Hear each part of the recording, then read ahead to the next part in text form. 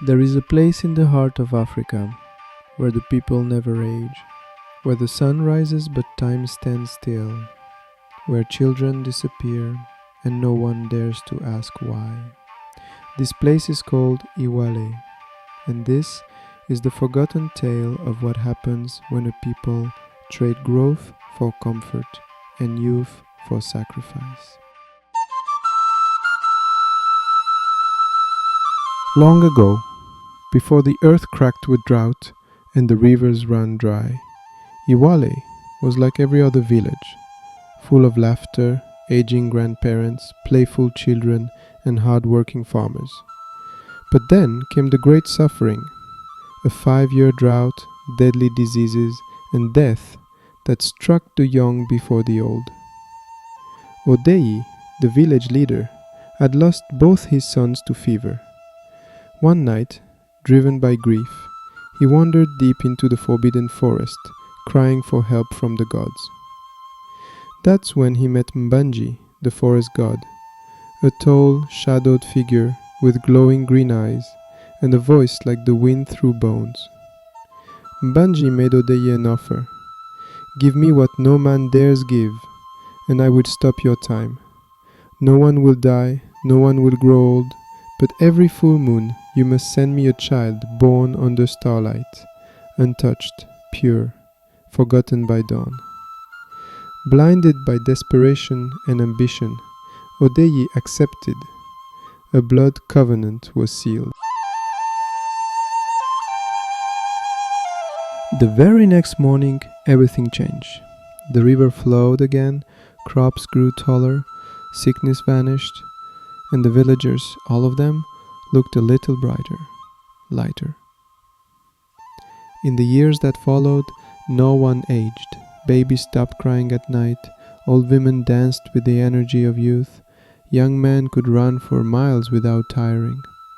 The people were amazed.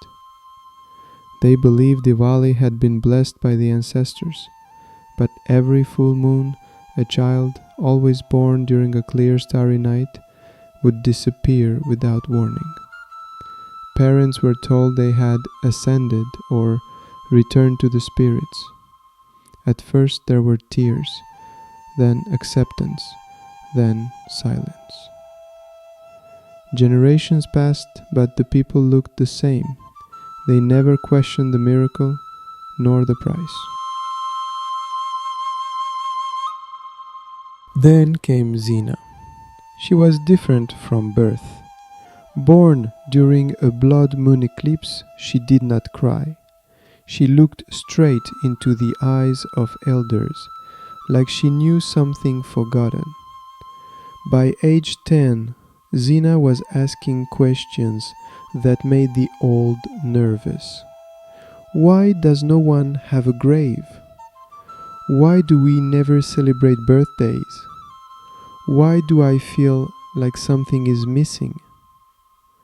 One day, Zina followed an elder into the cave of names, where only priests were allowed. There she saw them, walls filled with the names of lost children, skulls arranged like trophies, an altar with a blood-stained bowl and a horned mask. That night she dreamt of a woman made of smoke and moonlight, the Shadow Woman, the original guardian of the forest, banished by Mbanji.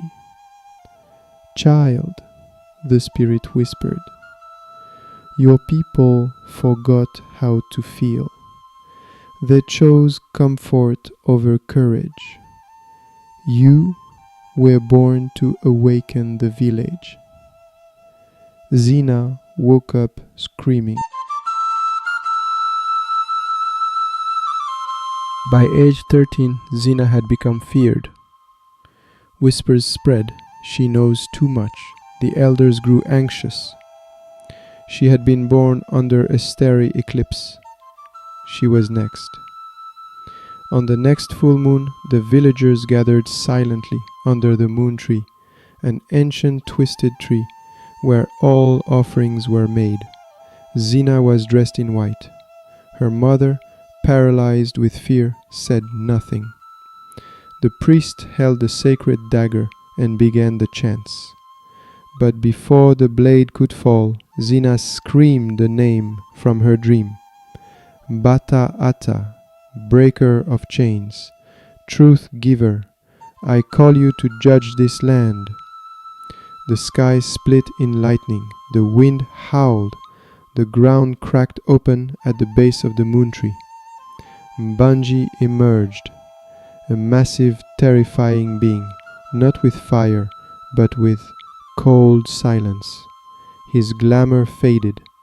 He was not a god, but a thief of time. The shadow woman rose behind Zina, her arms wide, casting back Mbanji's spell. Your time is over, deceiver.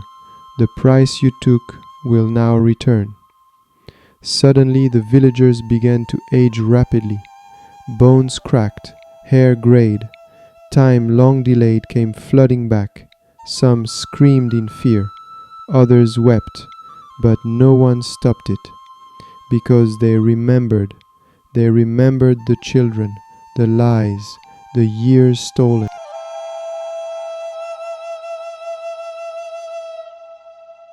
The next day, Iwale looked nothing like before. The once youthful elders now sat frail beneath the sun. Mothers wept at fresh graves they finally dared to dig. Odeyi, now bent and dying, confessed everything before taking his final breath. Zina, now honored, stood at the moon tree, no longer a place of sacrifice, but of memory. She spoke. For years we lived without pain, but also without truth. We worshipped youth, but forgot wisdom. We silenced questions, and with it our humanity. But no more. We will live, age, love, cry, and remember. And from that day, Iwale became a village of generations. Children played, elders taught, life moved forward. To stop time is not a blessing. It is a prison built with gold and silence. Pain, aging, loss, these are not curses. They are the signs that we are truly alive. And so the village of Iwale learned that life is not measured by how long we live, but by how truthfully we face it, with joy, sorrow, age, and all its beauty. Zina's courage gave them back their time and their souls. What would you choose? Eternal youth, or a life that grows with meaning? If you were moved by this story, there's more where that came from. Subscribe to the channel and join us every week as we unlock mysteries and lessons that speak straight to the soul. Tap the bell icon so you never miss a story that could change your life. This is not just storytelling, this is ancestral memory.